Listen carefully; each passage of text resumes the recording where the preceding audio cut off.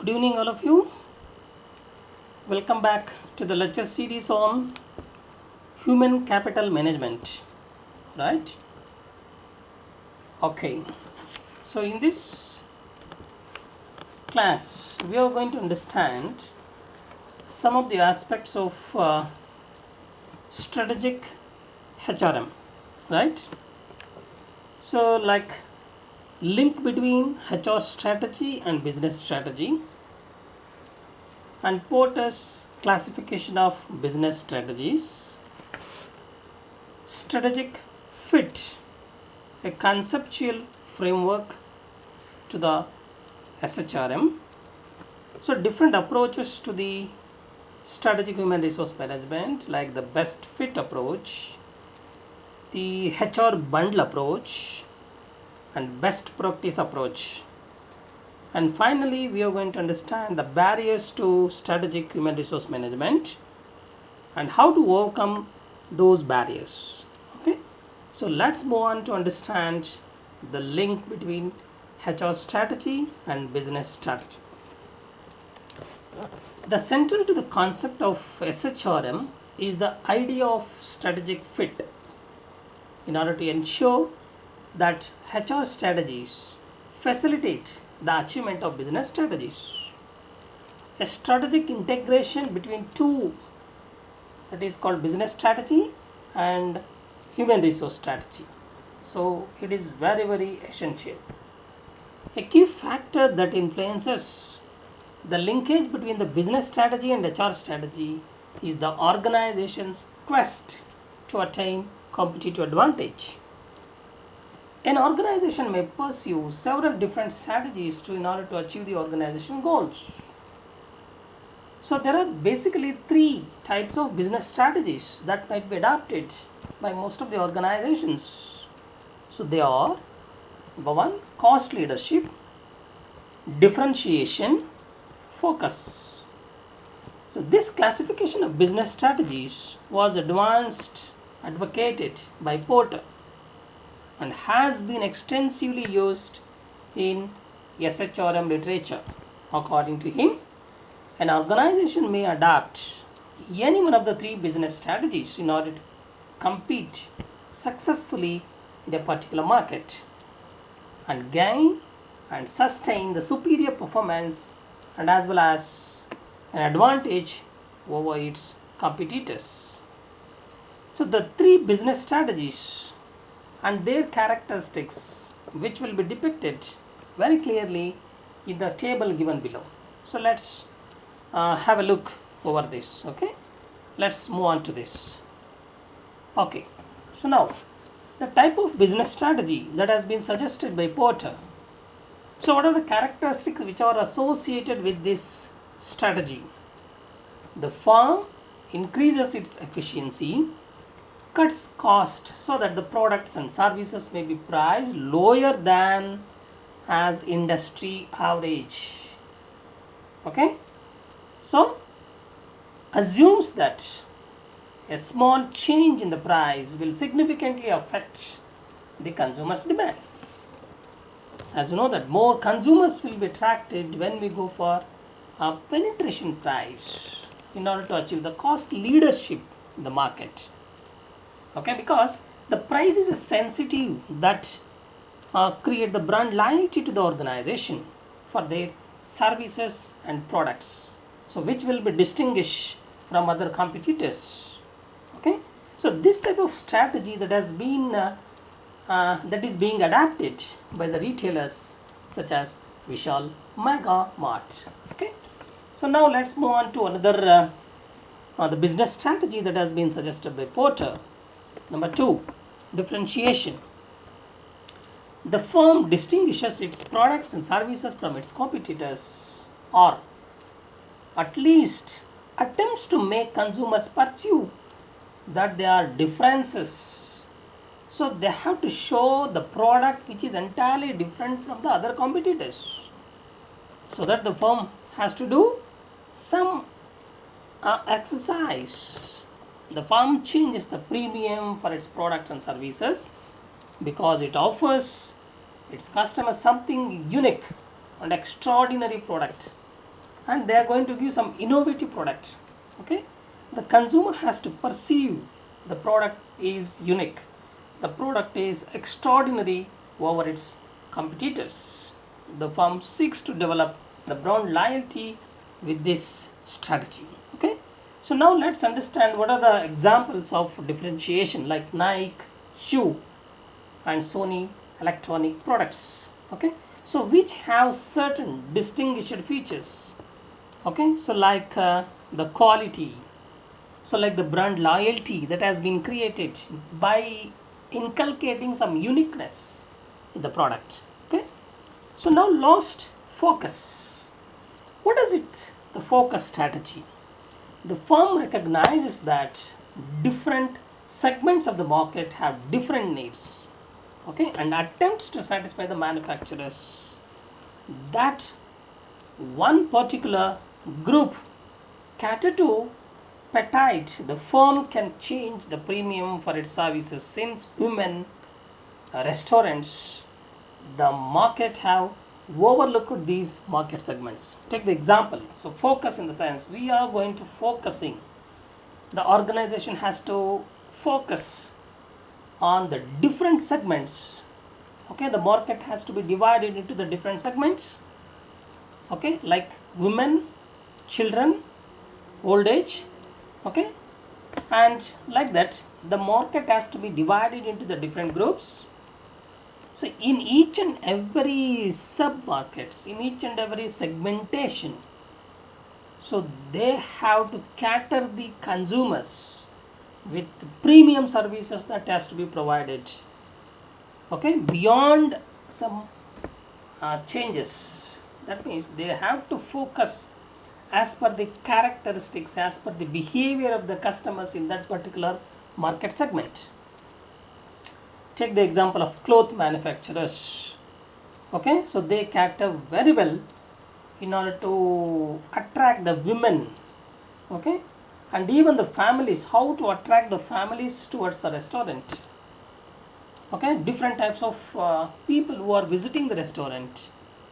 Okay, the restaurants who are having certain the future certain strategies, that is focusing strategy. They have to focus their own strategies in that particular segmentation. Okay, what is the focus? The focus of the organization for entire segmentation is not similar. Okay, as per the needs of the particular market segment. So they have to make the policies, they have to make the strategy. Okay, they have to focus only on that particular strategy towards the particular segment. Okay, so therefore, so we have the examples of clothes manufacturers, how they are focusing towards the women in order to attract them. Okay, so these are the three important things, three important strategies that have been suggested by Porter. Which are those? Let's revise. Cost leadership, differentiation, and focus. Okay, so each of the business strategies presented in a table requires different types of HR strategies and strategy approaches to manage the people in different segmentation. That is, there should be a congruence or fit between the organizational strategy and business strategies and HR strategies. The fit perspective provides conceptual framework for SHRM, and that is to understand those conceptual framework towards the human resource management, strategic human resource management. Number one, strategic fit, conceptual framework. Organizations are often confronted with a dilemma. Should they adapt the business strategies that fit the available competencies and capabilities in the firm, or should they first decide their business strategy and then stretch and modify their competencies and capabilities among the employees to fit the particular business strategy? So that is the one the important dilemma so that organizations are facing. In 1997, Guest identified the following 5 types of fit, so that can be shown below.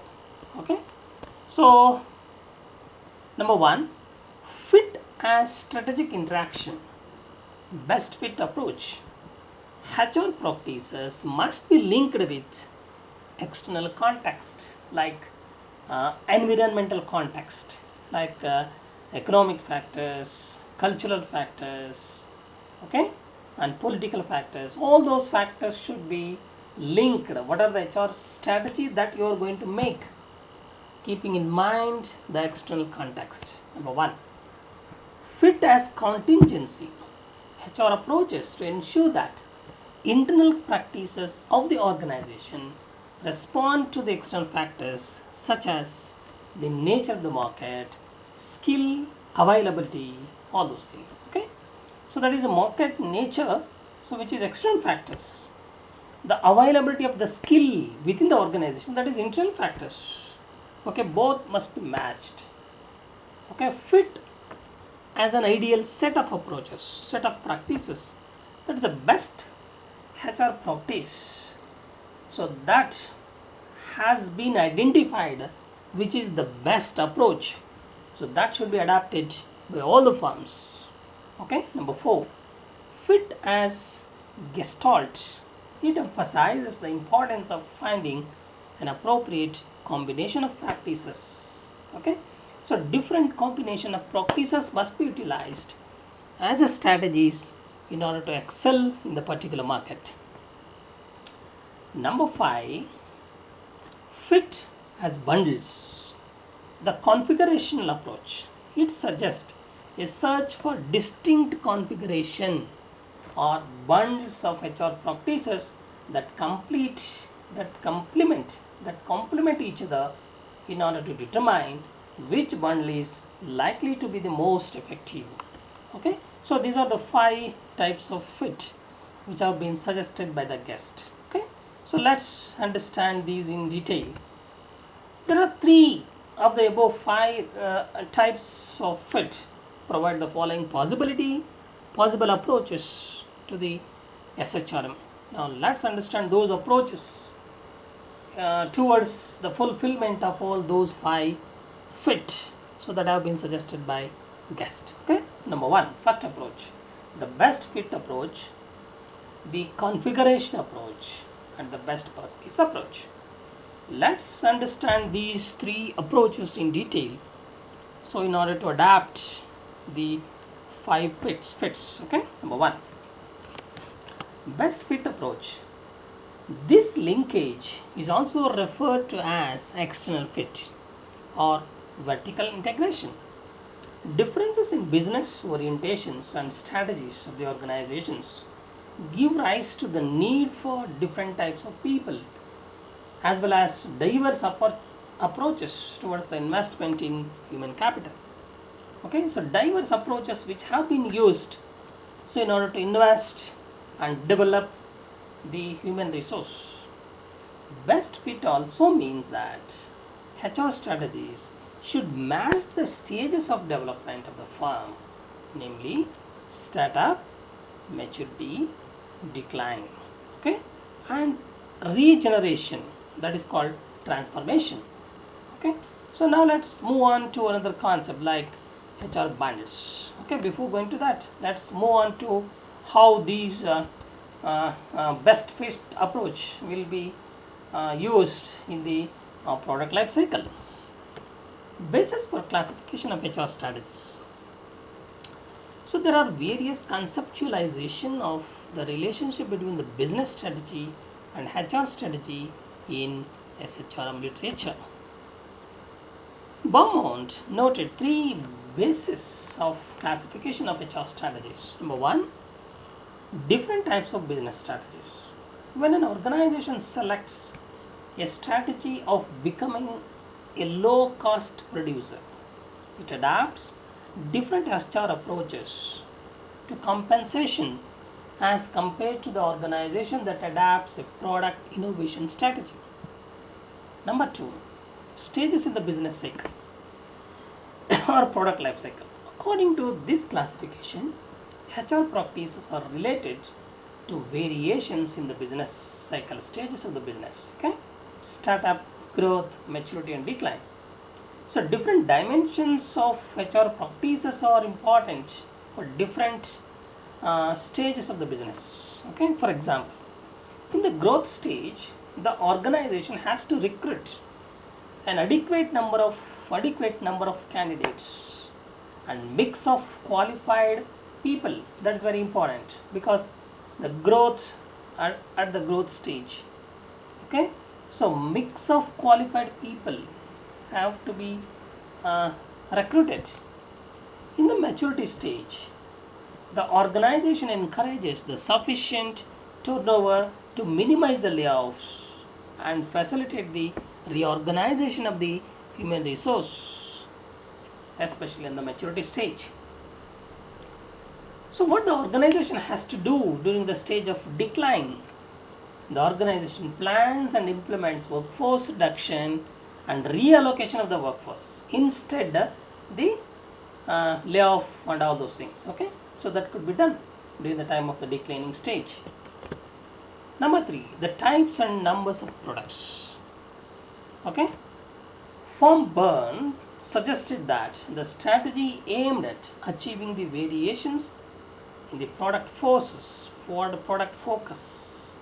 Okay, the numbers and types of the products results in structural modification and influence HR strategies. For example, an organization with a single product strategy having a functional structure is likely to be subjective in its selection criteria and appraisals, and rewards are rather unsystematic and allocated in a paternalistic manner. On the other hand, an organization that follows a strategy of growth by acquisition of unrelated businesses with separate self contained businesses has sufficient criteria of selection that vary from business to business. Performance appraisal and rewards are impersonal and are based on the return on investment and profitability. Development is cross functional but not cross business, right? Now, second important approach is the bundles approach. Bundling refers to the development and implementation of several HR practices together so that they are interrelated and internally consistent. Each HR practice complements and reinforces the other. So therefore, so it is another important approach where we are going to utilize several best practices in the industry. Okay, McDuffie referred to bundling as the use of complementarities, while Dillery and Doty call it the adoption of the configurational mode. So let's move on to understand this theory in detail. In general terms, the business approach is also termed as internal fit and horizontal integration. The purpose of bundling is to bring about coherence between HR practices. Coherence exists when a mutual reinforcing set of HR practices is developed to contribute to the strategic objectives of the organization, so that these practices ensure the matching of resources to the needs of the organization and brings about the improvement in performance and quality. Coherence is achieved when the firm has an overriding driving force or strategic imperative. For example, the driving force for a firm may be quality or high performance, or it could be the development of competencies among the people. So, this driving force leads to various HR practices that are designed to operate in concert with the each other to achieve the imperative outcome in the organization. So, this is basically known as HR bundles approach. The best practice approach It was an important theme in personal management literature in the year 1970s. PFFer has listed the 16 practices. He has identified the 16 practices, the most significant influence on the definitions of the best practice. Subsequently, he has summarized all those 16 practices, HR practices, and summarized into 7, like employment security, selective hiring, teamwork, high pay contingent on company performance, extensive training, reduction of status differences, and information sharing. Okay, so all these 16 practices, which are best practices, have been summarized under these 7 practices. Okay, so now let's move on to understand some barriers to strategic HRM. Absence of long-term orientation of the firm, because in order to adapt the different strategies, which are strategies, okay, so long-term planning, training, coaching, orientation on and HR strategies among the top management, that is very important. Okay, unless we get the cooperation by the top management and commitment of the top management towards the reaching of long-term objectives and goals, it's very difficult to adapt the strategic HRM. Lack of strategic reasoning. HR lacking the proper training and experience to develop HR strategies. It is very difficult to align those strategies with that of the corporate strategies. Okay, unless we align these two strategies, so it is very difficult to have the best practice in the organization for the performance of the organization. Okay, so third important barrier is lack of adequate support from the top management. As I told you earlier, in SHRM, HR managers must work at the top level in shaping not only the HR strategies but also the corporate strategies.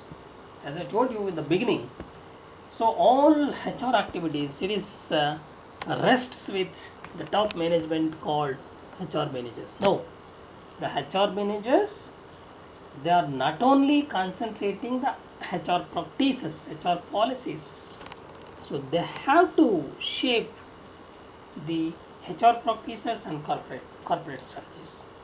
Okay, they have to establish the link between these two. So this calls for the evaluation of HR positions. Okay, otherwise it is very difficult. Fourth barrier is resistance from the labor union. So it's also very important from the labor union. So they are not open. Okay, the introduction of SHRM, they usually, so they think in their perspective. Okay, it requires a lot of changes, extensive changes in the work culture, HR practices and processes. Okay, so everything in all the HR practices, some sort of changes have to be brought. So then the union, labor union, will be accepted. So otherwise they think that, so they are bringing certain new ideas in order to remove the existing employees. Okay, so that is a fear among the trade unions, the fear of failure and rigidity of the HR practices and fear of attrition. That is also very important thing. Okay, absence of measurement techniques, how the technique will work. Okay, so what the quantity of outcome that we are going to achieve with this the advanced strategies of HR. It is difficult to quantify the efficiency of the HR. So with this strategic human resource management. Okay, so these are the barriers towards the end of utilizing and implementing those strategic HRM. Okay, so now how to overcome these barriers, that is very important. Number one, conduct a rigorous initial analysis. The framework could be SWOT analysis or PESTLE, like political, economic, social, technological and legal environment contexts. within the organization operates. That is very important. So SWOT analysis, like, so we have to completely scan the external factors, how those strategies what we have towards the HR practices, when we are going to fit those HR practices in the practice. Okay, so we need to understand the external forces. Okay, unless we understand the external forces, we could not able to achieve the progress in implementing the HR practices, strategic HR practices. Okay, formulate the good strategy and gain the support from different corners. Okay, and assess the barriers so that we could able to improve.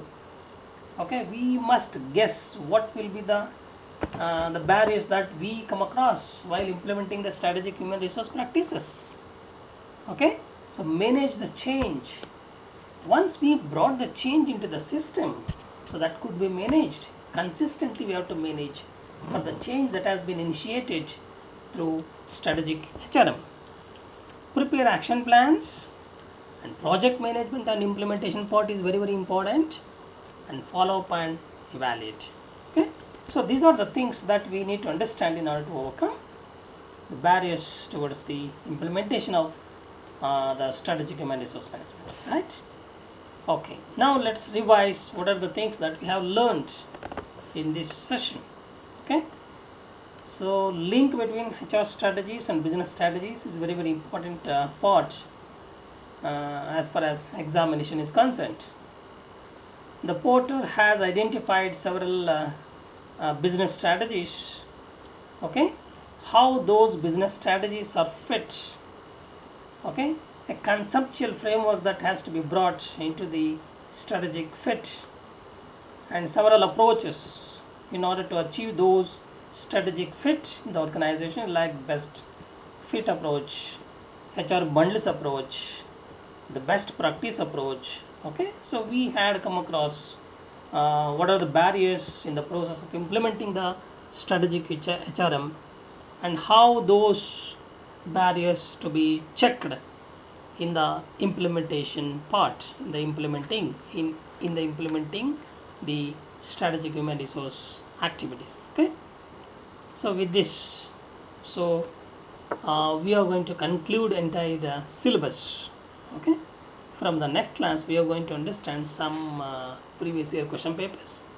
Okay, and thank you very much for listening. Have a good day. Bye.